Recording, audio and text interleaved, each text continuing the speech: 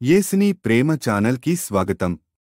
దయచేసి ఈ ఛానల్ని లైక్ చేయండి, షేర్ చేయండి, సబ్స్క్రైబ్ చేయండి. ప్రియ శ్రోతలు, ఈ రోజున మన పాఠం 130వ కీర్తనతో ప్రారంభమవుతుంది. ఈ కీర్తన ఆధ్యాత్మిక లోతుల్లో నుండి మనకు ప్రబోధం చేస్తుంది. యెహోవా అగాధ స్థలములలో నుండి నేను నీకు మొర్రపెడుతున్నాను. ప్రభు, నా ప్రార్థన ఆలకించు. నీ చెవియొగ్గి నా ఆర్తధ్వని విను. యెహోవా, నీవు దోషములను కనిపెట్టి చూచిన ఎడల ప్రభు, ఎవడు నిలువగలడు? నిజమే, ఎవ్వరూ నిలువలేరు. ఆయన కృపే, ఆయన కనికరమే మనలను రక్షించింది. 4వ వచనం, జనులు నీ యందు భయభక్తులు నిలిపేటట్లు నీ యొద్ద క్షమాపణ దొరుకుతుంది. యెహోవా కొరకు నేను కనిపెట్టుకుంటున్నాను. నా ప్రాణము ఆయన కొరకు కనిపెట్టుకుంటున్నది. ఆయన మాట మీద నేను ఆశ పెట్టుకుని ఉన్నాను. కావలివారు ఉదయము కోసం కనిపెట్టడం కంటే ఎక్కువగా నా ప్రాణము ప్రభువు కోసం కనిపెడుతున్నది. ఇశ్రాయేలు, యెహోవా మీద ఆశ పెట్టుకో. యెహోవా వద్ద కృప దొరుకుతుంది. ఆయన వద్ద సంపూర్ణ విమోచన దొరుకుతుంది. ఇశ్రాయేలీయుల దోషములన్నిటి నుండి ఆయన వారిని విడిపిస్తాడు. అన్యులను తన కృపతో రక్షించిన దేవుడే ఇశ్రాయేలీయులను కూడా అదే కృపతో రక్షిస్తాడు. అగాధ స్థలములలో నుండి ఇశ్రాయేలు చేసే ప్రార్థనకు ఆయన సకాలంలో జవాబిస్తాడు. రోమాపత్రిక 11వ అధ్యాయం 26 నుండి 28వ వచనం వరకు. వారు ప్రవేశించినప్పుడు విమోచకుడు సీయోనులో నుండి వచ్చి యాకోబులో నుండి భక్తిహీనతను తొలగిస్తాడు. నేను వారి పాపములను పరిహరించినప్పుడు నా వలన వారికి కలిగే నిబంధన ఇదే అని వ్రాయబడినట్లు ఇశ్రాయేలు జనులందరూ రక్షించబడతారు. సువార్త విషయమైతే వారు మిమ్మును బట్టి శత్రువులు, గాని ఏర్పాటు విషయమైతే పితరులను బట్టి ప్రియులై ఉన్నారు. మహాశ్రమల కాలంలో దేవుడు ఇశ్రాయేలు శేషిత జనాంగాన్ని రక్షిస్తాడు. అలాగే మనము కూడా యేసు అనే వేగు చుక్క కోసం, వెలుగు రేఖ కోసం కనిపెట్టాలి. ప్రియ శ్రోతలారా, ఈ కీర్తన మనకెంతో విలువైనది, అమూల్యమైనది, అర్థవంతమైనది. 4 ముఖ్యమైన పరిస్థితులు ఈ కీర్తనలో పేర్కొనబడ్డాయి. దేవుని యందు విశ్వసించిన వారు వీటిని పరిశీలించాలి. 1. అగాధ స్థలములో, అనగా నిరాశా నిస్పృహలలో నీవు ఉన్నావేమో. సముద్రంలో మునిగిపోతున్నావా? అప్పుడేమి చెయ్యాలి? దేవునికి ఆక్రందన చెయ్యాలి. ఆయన వింటాడు. నిన్ను అగాధ స్థలము నుండి పైకెత్తుతాడు. 2. దేవుని కృపాసనం. ఆయన మన పాపాలను క్షమిస్తాడు. ఆయనే తీర్పరి. ఆయనే మన శిక్ష భరించాడు. ఆయన వద్ద క్షమాపణ దొరుకుతుంది. 3. చీకటిలో. ఇంకా తెల్లవారలేదు, అది చీకటి సమయం. నీవు కనిపెట్టుకొని ఉన్నావు. ఎప్పుడు తెల్లవారుతుందా అని కావలివాని వలె కనిపెట్టుకొని ఉన్నావు. అడుగో, సూర్యుడుదయిస్తున్నాడు, తెల్లవారుతుంది. సూర్యోదయమైంది, కొత్త రోజు ప్రారంభమైంది. దేవునికి స్తోత్రం. 4. బంధకాలలో నీ ఉన్నావా? పాపములే సంకెళ్ళై నిన్ను బంధించి ఉంటే సైతానుకు నిన్ను నీవే అమ్ముకుంటావు. సైతాను క్రూరుడైన యజమాని. అయితే రక్షకుడు నిన్ను కొన్నాడు, నీకు స్వేచ్ఛ ప్రసాదించాడు. సంపూర్ణ విమోచన ఆయన వద్దనే లభిస్తుంది. ఇప్పుడు 131వ కీర్తన వినండి. యేసు ప్రభువు చెప్పినట్లు మనము చిన్న పిల్లల వలె దేవుని మాటలను నమ్మాలి, అంగీకరించాలి. ఈ కీర్తన దావీదు రచించాడు. సౌలు కుమార్తె మీకాలు దావీదు భార్య. దావీదు మందసాన్ని గుడారానికి తెస్తూ నాట్యం చేసినప్పుడు మీకాలు తన భర్తను అపహాస్యం చేసింది.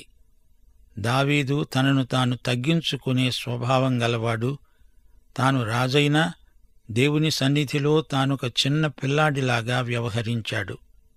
మనము దేవుని సన్నిధిలో తల వంచాలి, సాష్టాంగపడాలి, విరిగి నలిగిన హృదయంతో దేవుని సన్నిధిలోకి రావాలి. దేవుడు దీనులను లక్ష్యపెడతాడు, గర్విష్ఠులను దేవుడు అణుస్తాడు. 1వ వచనం నుండి వినండి. యెహోవా, నా హృదయము అహంకారము గలది కాదు, నా కన్నులు పైకి చూచేవి కావు. నాకు అందని వాటి యందైనా గొప్పవాటి యందైనా నేను అభ్యాసం చేసుకోవటం లేదు. శ్రోతలు గమనించారా? కొందరు పిల్లలు తల్లి పాలు విడవడానికి ఇష్టపడరు, మారాము చేస్తారు. తల్లి ఎప్పుడూ ఎత్తుకొని తిప్పాలని కోరతారు. తల్లి పాలు మానివేశాక శిశువు సొంతగా ఎదగటం మొదలవుతుంది, స్వేచ్ఛ వస్తుంది. ప్రతిదానికి తల్లి మీద ఆధారపడడు. మన జీవితంలో కూడా క్షణక్షణము ఇలాంటి అనుభవమే కలుగుతుంటుంది. దేవుడు మన నుండి ఒక ఆశీర్వాదం తొలగించాడంటే అంతకంటే మంచిది మరొకటి ఇస్తాడు. గతాన్ని అంటిపెట్టుకొని పిల్లల్లాగా తల్లి కొంగు పట్టుకొని ఏడ్చినట్లు ప్రవర్తించకూడదు. దేవుని పర్యవేక్షణలో ధైర్యంగా ముందుకు సాగిపోవాలి. దేవుడు నడిపిస్తాడు, కాని నీవు నడవాలి. అంతేగాని నాన్న నన్ను ఎత్తుకో అని మారాం చేయకూడదు. 2వ వచనం. దావీదంటున్నాడు, నేను నా ప్రాణమును నిమ్మళపరుచుకున్నాను, సముదాయించుకున్నాను. సనుబాలు విడిచిన పిల్ల తన తల్లి వద్ద ఉన్నట్లు నా ప్రాణము నా వద్ద ఉన్నది. ఆ పిల్ల తల్లిపాలు విడిచింది, తానెవరో తెలుసుకుంది, తానేమి చెయ్యగలదో తెలుసుకుంటుంది. విశ్వాసులు కూడా ఇంతే. చిన్న పిల్లల్లాగా ఉండాలి, ఎదగాలి. చిన్నపిల్ల చేష్టలు చేయకూడదు. భవిష్యత్తులోకి చూడడం నేర్చుకోవాలి. ఎదుగుతూ ఉండగా వారికి ఎన్నెన్నో ఆశీర్వాదాలు లభిస్తాయి. విధేయత చూపడం నేర్చుకుంటారు. తండ్రి ఏది ఇస్తాడో అది కృతజ్ఞతతో స్వీకరిస్తారు. క్రీస్తునందు మనము పరిపక్వత వైపు ఎదగాలి. 1 కొరింథీ 13:11 వచనం. నేను పిల్లవాడనై ఉన్నప్పుడు పిల్లవాని వలె మాట్లాడాను, పిల్లవాని వలె తలంచాను, పిల్లవాని వలె యోచించాను. ఇప్పుడు పెద్దవాడనై పిల్లవాని చేష్టలు మానివేశాను. ప్రియ సోదరుడా, సోదరి, దేవుడు నిన్ను ఒక స్థితి నుండి మార్చాడంటే అంతకంటే పరిపక్వ స్థితికి నిన్ను హెచ్చిస్తున్నాడని గ్రహించాలి. కంగారు పడవద్దు. దేవుడు నీ సేవలో నాణ్యతను చూడగోరుతున్నాడు. నీ సౌశీల్యంలో పరిపక్వతను చూడగోరుతున్నాడు. నీ జీవితంలో నిత్యత్వపు పరిమాణాన్ని చూడగోరుతున్నాడు. ఇశ్రాయేలు, ఇది మొదలుకొని నిత్యము యెహోవా మీదనే ఆశ పెట్టుకో, ఆశాభావంతో జీవించు. ప్రియ శ్రోతలు, యెషయా గ్రంథం 57:15 వచనం ఏమి చెబుతుందో విన్నారా? మహాఘనుడు, మహోన్నతుడు, పరిశుద్ధుడు, నిత్య నివాసి అయినవాడు అంటున్నాడు. నేను మహోన్నతమైన పరిశుద్ధ స్థలములో నివసించేవాడను అయినను వినయము గల వారి ప్రాణమును ఉజ్జీవింపచేయడానికి, నలిగిన వారి ప్రాణమును ఉజ్జీవింపచేయడానికి వినయము గలవారి వద్ద, దీన మనస్సు గలవారి వద్ద నివసిస్తున్నాను. 1 పేతురు 5:5 వచనం. చిన్నలారా, మీరు పెద్దలకు లోబడి ఉండండి. మీరందరూ ఎదుటివాని ఎడల దీనమనస్సు అనే వస్త్రము ధరించుకొని మిమ్మును అలంకరించుకొనండి. దేవుడు అహంకారులను ఎదిరించి దీనులకు కృప అనుగ్రహిస్తాడు. 1 పేతురు 3:4 వచనం. సాధువైనట్టి, మృదువైనట్టి గుణము అనే అక్షయాలంకారము గల మీ హృదయ అంతరంగ స్వభావము మీకు అలంకారమై ఉండాలి. అది దేవుని దృష్టికి మిగుల విలువ కలది. యాకోబు పత్రిక 4:10 వచనం. ప్రభువు దృష్టికి మిమ్మును మీరు తగ్గించుకోండి, అప్పుడాయన మిమ్మును హెచ్చిస్తాడు. తల్లి పాలు మానిన బిడ్డ తల్లి సహాయంతో స్వంతగా తన పనులు తాను చేసుకోవడం నేర్చుకుంటుంది. అలాగే మనము దినదినము ఆధ్యాత్మిక వయస్సునందు ఎదుగుతూ ఉండాలి. ఇప్పుడు 132 కీర్తన వినండి. ఈ కీర్తనలో మెస్సియా రాకడ వర్ణించబడింది. యేసుక్రీస్తు వస్తాడు, పరిపాలన చేస్తాడు. విశ్వాసం కలిగి ఉండాలి. ఆయన వాగ్దానాలపై నిలిచి ఉండాలి. ఇది సొలొమోను రాసిన కీర్తన. యాత్రికులు యెరూషలేము నగరాన్ని చేరారు. ఆలయ ప్రాంగణంలో ప్రవేశించారు. ఆలయములో కృపాసనమున్నది. అది యెహోవా మందసం. ఈ కీర్తనలో దేవుని ఆలయం ముఖ్యాంశం. దేవుని ఆలయం, దేవుని సింహాసనం, దేవుని పట్టణం ఈ కీర్తనలో వర్ణించబడినవి. యెహోవా దావీదుకు కలిగిన బాధలన్నిటినీ అతని పక్షమున జ్ఞాపకం చేసుకో. అతడు యెహోవాతో ప్రమాణపూర్వకముగా మాట ఇచ్చి యాకోబు యొక్క బలిష్ఠునికి మొక్కుబడి చేశాడు.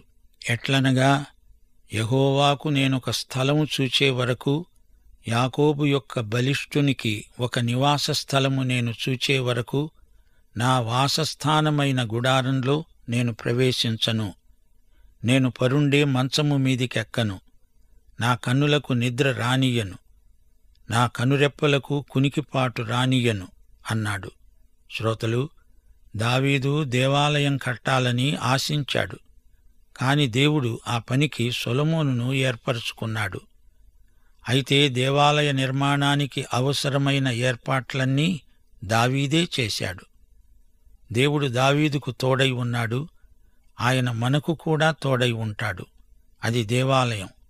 అక్కడ ఆరాధన జరుగుతుంది. అది దేవుని నివాస స్థలం. ఆయన పాదపీఠము ఎదుట సాగిలపడదాము రండి. యెహోవా, లే, నీ బలసూచికమైన మందసముతో కూడా రా. నీ విశ్రాంతి స్థలంలో ప్రవేశించు. నీ యాజకులు నీతి వస్త్రాలు ధరించుకుంటారు. నీ భక్తులు ఉత్సాహగానాలు చేస్తారు. 10వ వచనం, నీ సేవకుడైన దావీదు నిమిత్తము నీ అభిషిక్తునికి విముఖుడవై ఉండవద్దు. అది దావీదు సింహాసనం. నీ గర్భఫలమును నీ రాజ్యము మీద నేను నియమిస్తాను. నీ కుమారులు నా నిబంధనను గైకొంటే, నా శాసనాలను వారు అనుసరిస్తే, వారి కుమారులు కూడా నీ సింహాసనం మీద నిత్యము కూర్చుంటారని యెహోవా సత్యప్రమాణము దావీదుతో చేశాడు. ఆయన మాట తప్పనివాడు. యెహోవా సీయోనును ఏర్పరచుకొని ఉన్నాడు. తనకు నివాస స్థలముగా దానిని కోరుకొని ఉన్నాడు. గమనించండి, దావీదు సింహాసనం, దావీదు పట్టణం. 2 సమూయేలు 7వ అధ్యాయంలో దేవుడు దావీదుతో నిబంధన చేసుకున్నాడు. దావీదు సింహాసనము అతని సంతతికి వాగ్దానం చేయబడింది. అదే సింహాసనం మీద యేసు ప్రభువు కూర్చుంటాడు. దావీదు సింహాసనాన్ని స్థిరపరుస్తాడు. సీయోను శాశ్వతమైనది. యెరూషలేము పట్టణము దావీదు నిర్మించాడు. దేవుడు దానిని మరిచిపోలేదు. దేవుడక్కడ ఉంటాడు, ప్రజలను ఆశీర్వదిస్తాడు. ఆ పట్టణం జాతులన్నిటికీ సాక్ష్యార్థముగా పునరుద్ధరించబడుతుంది. ఇది ప్రవచనం. దేవుని కుమారుడు వస్తాడు. అయితే ఒకసారి వచ్చాడు. లోక పాపములన్నిటికీ ప్రాయశ్చిత్తం చేశాడు.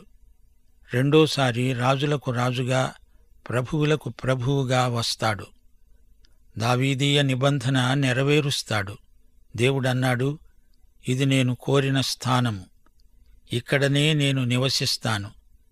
దాని ఆహారమును నిండారుగా దీవిస్తాను. వారిలోని బీదలను ఆహారముతో తృప్తిపరుస్తాను. దాని యాజకులకు రక్షణను వస్త్రముగా ధరింపచేస్తాను. దానిలోని భక్తులు బిగ్గరగా ఆనందగానము చేస్తారు. అక్కడ దావీదునకు కొమ్ము మొలవ చేస్తాను. నా అభిషిక్తుని కొరకు నేను అక్కడ ఒక దీపమును సిద్ధపరిచాను. అతని శత్రువులకు అవమానమును వస్త్రముగా ధరింపచేస్తాను. అతని కిరీటము అతని మీదనే ఉండి తేజరిల్లుతుంది.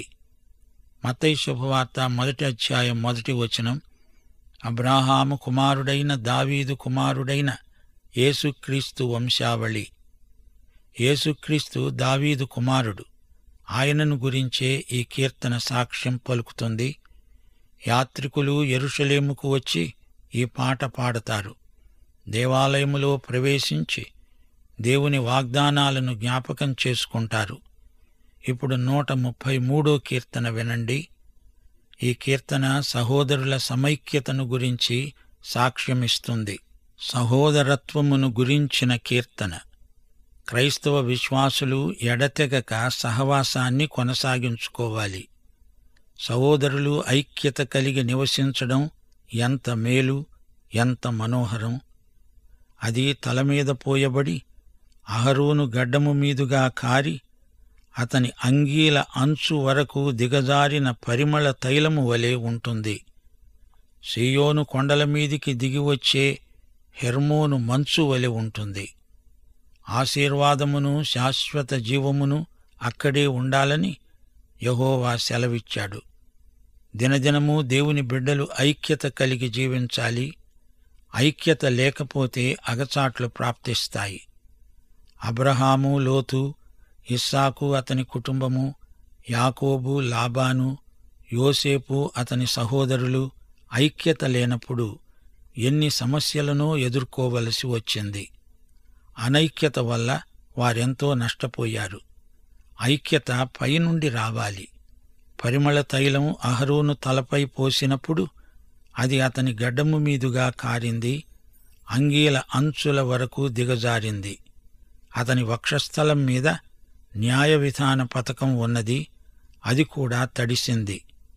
నిర్గమకాండం 29వ అధ్యాయం 5 నుండి 7వ వచనం వరకు. ఆ వస్త్రములను తీసుకొని చొక్కాయిని ఎఫోదు నిలువుటంగీని ఎఫోదును పతకమును అహరోనుకు ధరింపజేసి ఎఫోదు విచిత్రమైన నడికట్టును అతనికి కట్టి అతని తలమీద పాగాను పెట్టి ఆ పాగా మీద పరిశుద్ధ కిరీటం ఉంచి అభిషేక తైలమును తీసుకొని అతని తలమీద పోసి అతణ్ణి అభిషేకించాలి. అంతేకాదు, సహోదర సమైక్యత హెర్మోను మంచు వలె దిగివస్తుంది. ఈ సమైక్యత మనుష్యులు కల్పిస్తే వచ్చేది కాదు, ఒత్తిడి వల్ల తెచ్చేది కాదు. నిజమైన సమైక్యత దేవుని నుండి పరిశుద్ధాత్మ ద్వారా మనకు రావాలి. సమైక్యత మంచు వలె కురుస్తుంది, మంచి ఫలమిస్తుంది. కొండల మీదికి దిగివచ్చిన మంచు, సమైక్యత పరిమళ తైలం, పరిమళ సువాసన. మంచు చేత తడిసిన మైదానం. దేవుని ప్రజలలో చీలికలు వస్తే, కలహాలు తలెత్తితే, విభేదాలు పొడసూపితే అంతా అస్తవ్యస్తమైపోతుంది. ఎఫెసీ పత్రిక 4వ అధ్యాయం 1 నుండి 6వ వచనం వరకు సమైక్యతా సందేశాన్ని మీరు వినలేదా? మీరు సమాధానమనే బంధము చేత ఆత్మ కలిగించే ఐక్యమును కాపాడుకొనడమందు శ్రద్ధ కలిగిన వారై ప్రేమతో ఒకనినొకడు సహిస్తూ మీరు పిలువబడిన పిలుపునకు తగినట్లుగా దీర్ఘశాంతముతో కూడిన సంపూర్ణ వినయముతో సాత్వికముతో నడుచుకొనవలెనని ప్రభువును బట్టి ఖైదీనైన నేను మిమ్మును బతిమాలుకుంటున్నాను. శరీరమొక్కటే, ఆత్మ ఒక్కడే. ఆ ప్రకారమే మీ పిలుపు విషయమై ఒక్కటే నిరీక్షణ యందు ఉండడానికి పిలువబడ్డారు. ప్రభువు ఒక్కడే, విశ్వాసమొక్కటే, అందరికి తండ్రి అయిన దేవుడు ఒక్కడే. ఆయన అందరికి పైగా ఉన్నవాడై అందరిలోనూ వ్యాపించి అందరిలో ఉన్నాడు. దేవునికి స్తోత్రం. సోదరీ సోదరులారా, క్రీస్తునందు మనమంతా ఒక్కటే. పెద్ద చెరువులో చిన్న చేపవై ఉండడం నీకిష్టం లేదు కాని చిన్న చెరువులో పెద్ద చేపనై ఉండాలని ఉబలాట పడుతున్నావా? అందరూ కలిసి ఉండండి. అది ఎంతో మేలు, ఎంతో మనోహరం. ఈ కీర్తనలో యేసుక్రీస్తు మీకు కనిపించడం లేదా? ఆయన రాజు, ఆయన ప్రధాన యాజకుడు.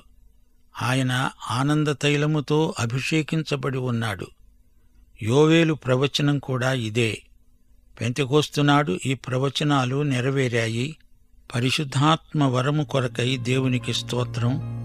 పాఠం ఇంతటితో సమాప్తం. దైవాశీస్సులు. దయచేసి ఈ ఛానల్ని లైక్ చేయండి, షేర్ చేయండి, సబ్స్క్రైబ్ చేయండి.